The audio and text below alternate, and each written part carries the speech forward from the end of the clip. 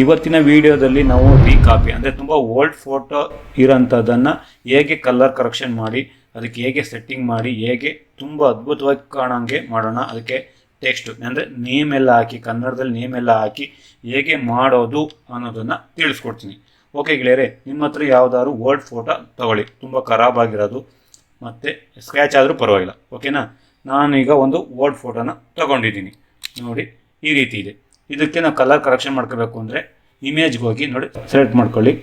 Select ಮಾಡ್ಕೊಂಡ್ಮೇಲೆ ನೀವು orange, yellow, black ಯಾವುದೇ ಆದರೂ ಕಲರ್ ಕರೆಕ್ಷನ್ ಮಾಡ್ಕೊಳ್ಳಿ, ಮ್ಯಾಚ್ ಮಾಡ್ಕೊಳ್ಳಿ ಒಂದು ಸ್ಕಿನ್ ಟೋನ್ಗೆ. ಇದೇ ವಿಡಿಯೋ ಬೇಕು ಅಂದರೆ ನಾನು ಮಾಡಿದ್ದೀನಿ ಹಿಂದೆ ಕಲರ್ ಕರೆಕ್ಷನ್ದು, ನೋಡ್ಕೊಳ್ಳಿ. ಓಕೆನಾ, ನಂತರ ಜೆ ಟೂಲ್ ತಗೊಂಡು ಇದೇನು ಬ್ಲ್ಯಾಕ್ ಮಾರ್ಕ್ ಆಗಿದೆ ಇದೆಲ್ಲನೂ ರಿಮೂವ್ ಮಾಡೋಣ. ಹಿಂಗೆ ರೌಂಡ್ ಮಾಡಿಕೊಂಡು ಸ್ಕಿನ್ ಎಲ್ಲಿ ಚೆನ್ನಾಗಿದೆ ಅಲ್ಲಿಗೆ ಸ್ಲೈಡ್ ಮಾಡಿದರೆ ಆ ಸ್ಕಿನ್ನು ಅಲ್ಲಿಗೆ ಏನು ಬ್ಲ್ಯಾಕ್ ಆಗಿದೆ ಅಲ್ಲಿಗೆ ಬರುತ್ತೆ. ಜೆ ಟೂಲು ಓಕೆನಾ, ಹಿಂಗೆ ರೌಂಡ್ ಮಾರ್ಕ್ ಮಾಡಿಕೊಂಡು ಓಕೆನಾ. ನಂತರ ಮ್ಯಾಜಿಕ್ ಟೂಲ್ ತಗೊಳ್ಳೋಣ. ಮ್ಯಾಜಿಕ್ ಟೂಲ್ ತಗೊಂಡು ಕ್ಲಿಕ್ ಮಾಡಿ ಶಿಫ್ಟ್ ಇಟ್ಕೊಂಡು ಎಲ್ಲದಕ್ಕೂ ಕ್ಲಿಕ್ ಮಾಡಿ ಎಲ್ಲದನ್ನು ಸ್ಪೇಸ್ ಆ ಫೇಸ್ ಏನಿದೆ ಸೆಲೆಕ್ಟ್ ಮಾಡ್ಕೊಳ್ಳೋಣ. ಫೆದರ್ ಕೊಟ್ಕೊಳ್ಳೋಣ, ಒಂದು 6 ಕೊಟ್ಕೊಳ್ಳೋಣ. ಫೆದರ್ ಕೊಟ್ಕೊಂಡ್ಮೇಲೆ ನಾವು ಫಿಲ್ಟ್ರಿಗೆ ಹೋಗಿ ಫೋಟ್ರಾಜ್ಡ್ ಅಂತ ಇರುತ್ತೆ, ಇದು ಎಕ್ಸ್ಟ್ರಾ ಫೋಟ್ರಾಜ್ಡ್ ಅಂತ ಇರುತ್ತೆ. ಇದು ಎಕ್ಸ್ಟ್ರಾ ಅಂದರೆ ಸ್ಕಿನ್ ಸ್ಮೂತ್ ಬರೋದಕ್ಕೆ. ಓಕೆನಾ, ರಫ್ ಇದ್ದರೆ ಜಾಸ್ತಿ ಪಿಂಪಲ್ಸ್ ಏನಾರು ಇದ್ದರೆ ಸ್ಕಿನ್ ಸ್ಮೂತ್ ಬರೋದಕ್ಕೆ ಮಾತ್ರ ಇದು ಎಕ್ಸ್ಟ್ರಾ. ನೀವು ಬೇಕು ಅಂದರೆ ಮಾಡ್ಕೋಬೋದು, ಇಲ್ಲಾಂದ್ರೆ ಬೇಡ. ಇನ್ನೊಂದು ಸ್ವಲ್ಪ ಕರೆಕ್ಷನ್ ಮಾಡ್ಕೊಳ್ಳಿ. ಓಕೆನಾ, ನಿಮ್ಗೆ ಯಾವ ಥರ ಬೇಕು. ಈಗ ಆ್ಯಕ್ಚುಲಿ ಇಮೇಜು ನಾವು ವರ್ಕ್ ಆಗ್ತಿರೋ ಇಮೇಜ್ ಇರುತ್ತೆ, ನೋಡಿಕೊಂಡು ವರ್ಕ್ ಮಾಡ್ಕೊಳ್ಳಿ. ಓಕೆನಾ, ಓಕೆ ಕೊಟ್ಟರೆ ಸೇವ್ ಆಗುತ್ತೆ, ಅದೇ ಫೋಟೋಶಾಪಲ್ಲಿ ಬಂದಿರುತ್ತೆ. ಈಗ ನೋಡಿ, ಈಗ ಸ್ಮೂತ್ ಆಗಿದೆ ಸ್ಕಿನ್ನು. ಓಕೆನಾ, ಮತ್ತು ನಾನು ಕಂಟ್ರೋಲ್ ಡಿ ಹೊಡ್ಕೊಂಡ್ರೆ ಅದು ಹೋಗುತ್ತೆ. ನಂತರ ನಾವು ಫೋಟೋನ ಕಟಿಂಗ್ ಮಾಡ್ಕೊಳ್ಳೋಣ. ಪೆನ್ ಟೂಲ್ ತಗೊಂಡು ಕಟಿಂಗ್ ಮಾಡ್ಕೊಳ್ಳೋಣ. ನಾವೀಗ ಫುಲ್ ಫೋಟೋ ಕಟಿಂಗ್ ಮಾಡ್ಕೊತಾ ಇದ್ದೀನಿ. ಕೆಲವೊಂದ್ಸಲಿ ನಾವು ರೀಕಾಪಿ ಮಾಡಬೇಕಾದ್ರೆ ಏನು ಮಾಡ್ಬಿಡ್ತೀವಿ ಅಂತಂದರೆ ತುಂಬ ಹಳೆ ಫೋಟೋ ಆಗಿರುತ್ತೆ. ಹಳೆ ಫೋಟೋನ ನಾವು ಡ್ರೆಸ್ ಚೆನ್ನಾಗಿರೋದಿಲ್ಲ, ಇಲ್ಲ ಅವರು ಸತ್ತೋಗಿರ್ತಾರೆ. ಅಂಥ ಟೈಮಲ್ಲಿ ನಾವು ತುಂಬ ಚೆನ್ನಾಗಿ ಕಾಣೋಂಗೆ ಡ್ರೆಸ್ನ ಹಾಕಬೇಕಾಗುತ್ತೆ. ಅಂಥ ಟೈಮಲ್ಲಿ ನಾವೆಲ್ಲ ಡ್ರೆಸ್ಸನ್ನು ಚೇಂಜ್ ಮಾಡ್ತೀವಿ. ನೀವು ಡ್ರೆಸ್ ಚೇಂಜ್ ಮಾಡಬೇಕು ಅಂತಂದರೆ ನಾನೊಂದು ಅದಕ್ಕೆ ನೆಕ್ಸ್ಟು ಇನ್ನೊಂದು ಹಂತದಲ್ಲಿ ಒಂದು ವಿಡಿಯೋ ಮಾಡ್ತೀನಿ, ಅದರಲ್ಲಿ ನೋಡ್ಕೊಳ್ಳಿ. ಇಲ್ಲಿ ತುಂಬ ಹೆವಿ ಆಗುತ್ತೆ, ಆದ್ದರಿಂದ ನಾನು ಫುಲ್ ಬಾಡಿನ ತಗೊಳ್ತಾ ಇದ್ದೀನಿ, ಕಟಿಂಗ್ ಮಾಡ್ಕೊತಾ ಇದ್ದೀನಿ. ಈ ಕಟಿಂಗ್ ಮಾಡೋದೆಲ್ಲ ನಾನು ಹಿಂದೆ ವಿಡಿಯೋ ಮಾಡಿದ್ದೀನಿ, ನಿಮ್ಗೆ ಗೊತ್ತಿಲ್ಲ ಅಂತಂದರೆ ನೋಡ್ಕೊಳ್ಳಿ. ಹೊಸ್ದಾಗಿ ಕಲಿತಿರ್ತೀರ ಫೋಟೋಶಾಪನ್ನು, ಅದರಲ್ಲಿ ನೋಡ್ಕೊಳ್ಳಿ, ಎಲ್ಲ ವೀಡಿಯೋನು ವಾಚ್ ಮಾಡಿ. ಓಕೆನಾ, ನಾವಿಲ್ಲಿ ಜಾಯಿನ್ ಮಾಡಿದ್ಮೇಲೆ ರೈಟ್ ಬಟನ್ ಕ್ಲಿಕ್ ಮಾಡಿದರೆ ಮೇಕ್ ದ ಸೆಲೆಕ್ಷನ್ ಬರುತ್ತೆ. ಒಂದು 2 ಕೊಟ್ಕೊಳ್ಳಿ, 1 ಕೊಟ್ಕೊಬೇಡಿ, ಇಲ್ಲ 0 ಕೊಟ್ಕೊಬೇಡಿ, 2 ಕೊಟ್ಕೊಳ್ಳಿ. ಏಕೆಂದರೆ ಸ್ವಲ್ಪ ರೇಡಿಯಸ್ ಸುತ್ತಲೂ ಕಟ್ ಮಾಡಿರ್ತೀವಲ್ಲ, ಸ್ವಲ್ಪ ಚೆನ್ನಾಗಿ ಬರುತ್ತೆ ಆ ಏರ್ ಕಟಿಂಗ್ದೆಲ್ಲ. ಓಕೆನಾ, ನಂತರ ಇದನ್ನು ಬ್ಯಾಕ್ಗ್ರೌಂಡ್ ಕಾಪಿ ಮಾಡ್ಕೊಳ್ಳಿ. ಡ್ರ್ಯಾಗ್ ಮಾಡಿದರೆ ಕಾಪಿ ಆಗುತ್ತೆ, ಇಲ್ಲ ಕಂಟ್ರೋಲ್ CV ಹೊಡೆದ್ರೆ ಅದು ಕೂಡ ಕಾಪಿ ಆಗುತ್ತೆ. ಲೇಯರ್ ಆಯ್ತು. ಈಗ ನೋಡಿ ಅದು ರಿಮೂವ್ ಆಗಿ ಲೇಯರ್ ಆಗುತ್ತೆ. ನೋಡಿ, ಲೇಯರ್ 1 ಆಯಿತು. ಇಲ್ಲ ಕಂಟ್ರೋಲ್ CV ಹೊಡಿಬೋದು, ಇಲ್ಲಾಂದರೆ ಅಲ್ಲಿ ನೀವು ಕಾಪಿ ಮಾಡ್ಬೋದು, ಡ್ರ್ಯಾಗ್ ಮಾಡ್ಬೋದು. ಓಕೆನಾ, ಇದನ್ನು ಸೇವ್ ಮಾಡೋಣ. ಮೊದಲಿಗೆ ಕಟಿಂಗ್ ಮಾಡಿರ್ತೀವಲ್ಲ ಅದರಿಂದ ಸೇವ್ ಮಾಡೋಣ. ಬರೀ ಸೇವ್ ಆ್ಯಸ್ ಕೊಡೋಣ, ಸೇವ್ ಬೇಡ, ಸೇವ್ ಆ್ಯಸ್ ಕೊಡೋಣ. ನಾವು ಎಲ್ಲಿಗೆ ಬೇಕಲ್ಲಿಗೆ ಸೇವ್ ಮಾಡ್ಬೋದು. ಸೇವ್ ಕೊಟ್ಟರೆ ನಾವು ಇರೋದಕ್ಕೆ ನಾವು ಎಲ್ಲಿ ಫೋಟೋ ತೊಗೊಂಡಿದ್ದೋ ಅಲ್ಲಿಗೆ ಹೋಗುತ್ತೆ. ಸೇವ್ ಆ್ಯಸ್ ಕೊಟ್ಟರೆ ನಾವು ಎಲ್ಲಿ ಬೇಕಾದರೂ ಸೇವ್ ಮಾಡಬೇಕಾಗುತ್ತೆ. ನೋಡಿ, PSD ಸೇವ್ ಮಾಡೋಣ. PSD ನೋಡಿ, PSD ಇದೆ, ಸೇವ್ ಮಾಡೋಣ. JPG ಮಾಡೋಕ್ಕೆ ಹೋಗ್ಬಿಡಿ ಇದನ್ನು, ಏಕೆಂದರೆ ಮತ್ತೆ ಅದು ಲಾಕ್ ಆಗಿಬಿಡುತ್ತೆ JPG ಮಾಡೋಕ್ಕೆ ಹೋದರೆ. ಈಗ PSD ಮಾಡ್ಕೊಳ್ಳಿ, ಸೇವ್ ಕೊಟ್ಕೊಳ್ಳಿ. ಸೇವ್ ಕೊಟ್ಕೊಂಡ ನಂತರ ನಾವೀಗ ನೆಕ್ಸ್ಟು ಫಾಂಟ್ಗೆ ಹೋಗೋಣ. ಫಾಂಟ್ಗೆ ಹೋದರೆ ನಾವು ನುಡಿನ ಓಪನ್ ಮಾಡ್ಕೋಬೇಕು. ಕನ್ನಡದಲ್ಲಿ ಟೈಪ್ ಮಾಡಬೇಕು ಅಂದರೆ ನುಡಿ ಡೈರೆಕ್ಟ್ ಮಾಡ್ಕೊಳ್ಳಿ. ಮತ್ತು ನ್ಯೂ ಪೇಜ್ಗೆ ಹೋಗಿ ಒಂದು ಪೇಜ್ ತಗೊಳ್ಳೋಣ, ಅಲ್ಲಿ ಟೈಪ್ ಮಾಡಿಕೊಂಡು ಅಲ್ಲಿಂದ ಅಲ್ಲಿಗೆ ಡ್ರ್ಯಾಗ್ ಮಾಡೋಣ. ಓಕೆನಾ, ಇದು ವೈಟ್ ಇದೆ, ಕಲರ್ ಚೇಂಜ್ ಮಾಡ್ಕೊಳ್ಳೋಣ, ಬ್ಲ್ಯಾಕ್ ಮಾಡ್ಕೊಳ್ಳೋಣ. ಇಲ್ಲಿ ಬ್ಲ್ಯಾಕ್ ಮಾಡ್ಕೊಂಡಿದ್ವಿ. ಮತ್ತು ಟೆಕ್ಸ್ಟ್ ಟೂಲ್ ತಗೊಳ್ಳಿ, ಕೀ ಟೂಲು, ಇಲ್ಲಿ ಟೈಪ್ ಮಾಡೋಣ. ಕ್ಲಿಕ್ ಮಾಡಿದರೆ ಅಲ್ಲಿಗೆ ನಾವು ಎಲ್ಲೋ ತಗೊಳ್ಳೋಣ. ಎಲ್ಲೋ ತಗೊಂಡ್ರೆ ಫಾಂಟ್ ಕಲರು ಎಲ್ಲೋ ತಗೊಳ್ಳೋಣ. ಎಲ್ಲೋ ತಗೊಂಡ್ರೆ ಸ್ವಲ್ಪ ಚೆನ್ನಾಗಿ ಕಾಣಿಸುತ್ತೆ, ಆಲ್ಮೋಸ್ಟ್ ಹೈಲೈಟ್ ಆಗಿರುತ್ತೆ. ಎಲ್ಲನೂ ಜಾಸ್ತಿ ಹಾಕೋದು ನೋಡಿ, ಚೆನ್ನಾಗಿರುತ್ತೆ. ಇಲ್ಲಿ ನಾವು ಯಾವ್ದು ಸ್ಟೈಲ್ ಬೇಕಾದ್ರೂ ಚೇಂಜ್ ಮಾಡ್ಕೋಬೋದು. ನುಡಿ ಇಲ್ಲಿ ಬೇರೆದಕ್ಕೆ ಇಂಗ್ಲೀಷಿಗೆ ಸೆಲೆಕ್ಟ್ ಆಗಿರುತ್ತೆ, ನಾವು ನುಡಿ ಚೇಂಜ್ ಮಾಡ್ಕೋಬೇಕಲ್ಲಿ. ನುಡಿ 26 EK ಅಂತ ಇರುತ್ತೆ.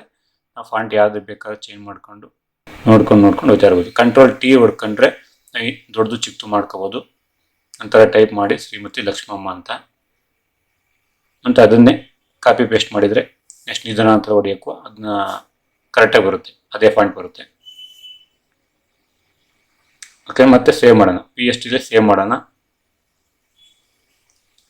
ಸೇವ್ ಆದಮೇಲೆ ನಾವೀಗ ಮುಂದಿನ ಹಂತದಲ್ಲಿ ಒಂದು ಬ್ಯಾಕ್ಗ್ರೌಂಡ್ಗೆ ಹಾಕಿಟ್ಟಿರೋಣ ಅದು ಫೋಟೋನ.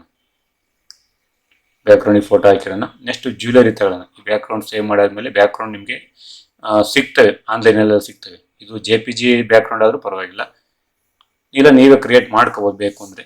ಒಂದು ನ್ಯೂ ಪೇಜ್ ತಗೊಂಡು ಈಗ ಜ್ಯುವೆಲರಿ ತಗೊಳ್ಳೋಣ. ಜ್ಯುವೆಲರಿ ತಗೊಂಡ್ಮೇಲೆ ನೋಡಿ, ಜ್ಯುವೆಲರಿ ಯಾವ್ದು ಬೇಕಾದ್ರೂ ಇದೆ. ಇವೆಲ್ಲ PST ಇರ್ತವೆ. ಈಗ ಒಂದು ಕಾಸಿನ ಸರ ತಗೊಳ್ಳೋಣ. ಓಲ್ಡ್ ಲೇಡಿ ಆದ್ರಿಂದ ಒಂದು ಕಾಸಿನ ಸರ ತಗೊಳ್ಳೋಣ. ಇಲ್ಲಿಗೆ ಇನ್ಸರ್ಟ್ ಮಾಡಿದರೆ ಮತ್ತೆ ಸೀರೆ ಮೇಲ್ ಬರ್ತಾ ಇದೆ. ನಾವು ಎರೇಜ್ ಟೂಲ್ ತಗೊಂಡು ಎರೇಜ್ ಮಾಡೋಣ. ನಾವು ಎಲ್ಲಿ ಚೆನ್ನಾಗಿ ಕಾಣಿಸ್ತಿಲ್ಲ ಅಲ್ಲೆಲ್ಲ ನೋಡಿ ನ್ಯಾಚುರಲ್ ಕೂತ್ಕೊಳ್ಳೋಂಗೆ ಎರೇಜ್ ಮಾಡೋಣ. ಸೀರೆ ಇನ್ಸರ್ಟ್ ಒಳಗಿರಲಿ, ನ್ಯಾಚುರಲ್ ಆಗಿ ಕಾಣಿಸ್ತದೆ. ಓಕೆನಾ. ಈಗ ಓಲೆ ತಗೊಂಡು Ctrl+T ಇಟ್ಕೊಂಡು ಚಿಕ್ಕ ದೊಡ್ಡ ಮಾಡ್ಕೊಂಡು ಇಲ್ಲಿ ಕರೆಕ್ಟಾಗಿ ಮ್ಯಾಚ್ ಮಾಡೋಣ. ಇಲ್ಲೂ ಕೂಡ ನಾವು ಟರ್ನ್ ಮಾಡೋಣ. ಟರ್ನ್ ಲೈಟ್ ಬಟನ್ ಕ್ಲಿಕ್ ಮಾಡಿದರೆ ಟರ್ನಿಂಗ್ ಬರುತ್ತೆ, ಟರ್ನ್ ಮಾಡೋಣ.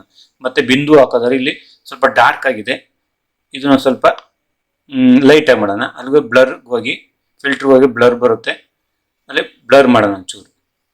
ಈಗ ಓಕೆನಾ, ನ್ಯಾಚುರಲ್ ಆಗಿ ಕಾಣಿಸ್ತಾ ಇದೆ. ಚಿಕ್ಕದು ದೊಡ್ಡದು ಮಾಡ್ಬೋದು, Ctrl+T. ನಾನು ಟೂಲ್ ಬಗ್ಗೆ ತುಂಬ ಒಂದು ವಿಡಿಯೋ ಮಾಡಿದ್ದೀನಿ, ದಯವಿಟ್ಟು ಆ ವಿಡಿಯೋ ನೋಡ್ಕೊಳ್ಳಿ. ನಂತರ ನಾವೀಗ ಫಾಂಟ್ನ ತಗೊಳ್ಳೋಣ. ಫಾಂಟನ್ನು ತಗೊಂಡ್ಮೇಲೆ ಅಲ್ಲಿಗೆ ರೈಟ್ ಬಟನ್ ಕ್ಲಿಕ್ ಮಾಡಿದರೆ ನಮಗೆ ಆ ಫಾಂಟು ಸೆಲೆಕ್ಟ್ ಆಗುತ್ತೆ. ಬೇಕು ಅಂತಂದರೆ ಬೇರೆ ಬ್ಯಾಕ್ಗ್ರೌಂಡ್ ನಾವು ಚೇಂಜ್ ಮಾಡ್ಕೊಂಡು ನೋಡಿ, ಇದು ರೆಡಿ ಇದೆ ಎಲ್ಲ ರೀತಿಯೂ. ನಾವು ಯಾವ ಸೈಜ್ ಬೇಕು ಆ ಸೈಜ್ ಮಾಡ್ಕೊಂಡಿರ್ತೀವಿ. ಬ್ಯಾಕ್ಗ್ರೌಂಡ 8x10 ಇದೆ ಈ ಬ್ಯಾಕ್ಗ್ರೌಂಡು. ಆ ಫೋಟೋನು ಅಷ್ಟೇ 8x10ಗೆ ಪ್ರಿಂಟ್ ಹಾಕ್ಸ್ಬೇಕಾಗುತ್ತೆ. ನೋಡಿ Ctrl+T ಇಟ್ಕೊಂಡು ಚಿಕ್ಕದು ದೊಡ್ಡದು ಮಾಡಿ ಅಲ್ಲಿಗೆ ಸೇರಿಸ್ಬೇಕಾಗುತ್ತೆ. ಓಕೆನಾ. ಕ್ಲೀನಾಗಿ ಮ್ಯಾಚ್ ಮಾಡಿ ಮಧ್ಯೆ ಕೂರಿಸಿ ಅಂತ ಅದನ್ನು ಮರ್ಜ್ ಮಾಡಿಬಿಡೋಣ. ಏಕೆಂದರೆ ಅದು ಒಂದು ಸ್ವಲ್ಪ ನಾವು ಮೌಸನ್ನು ಕ್ಲಿಕ್ ಮಾಡಿದರೆ ಆ ಕಡೆ ಈ ಕಡೆಗೆ ಚೇಂಜಸ್ ಆಗೋ ಚಾನ್ಸ್ ಇರುತ್ತೆ. ಮರ್ಜ್ ಮಾಡ್ಕೊಳ್ಬೇಕು ಅಂದರೆ ನಂತರ ರೈಟ್ ಬಟನ್ ಕ್ಲಿಕ್ ಮಾಡಿದರೆ ಸೆಲೆಕ್ಟ್ ಆಗುತ್ತೆ ಫಾಂಟು.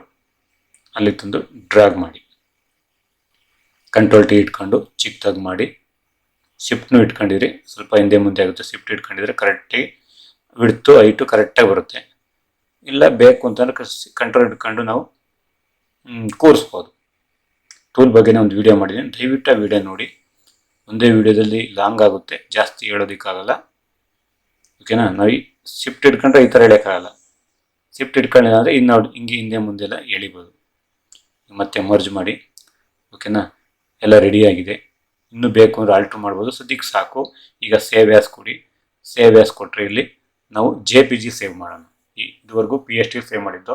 PST ಆದರೆ ನಾವು ಮತ್ತೆ ಕರೆಕ್ಷನ್ ಮಾಡ್ಕೋಬೋದು. JPG ಆದರೆ ಕರೆಕ್ಷನ್ ಮಾಡ್ಕೊಳ್ಳೋದಕ್ಕಾಗೋದಿಲ್ಲ, ಅದು ಲಾಕ್ ಆಗುತ್ತೆ. ಎಲ್ಲ ನಾವೆಲ್ಲ ಲೇಯರ್ಗಳು ಏನಿರ್ತವೆ ಅವೆಲ್ಲ ಲಾಕ್ ಆಗ್ತವೆ.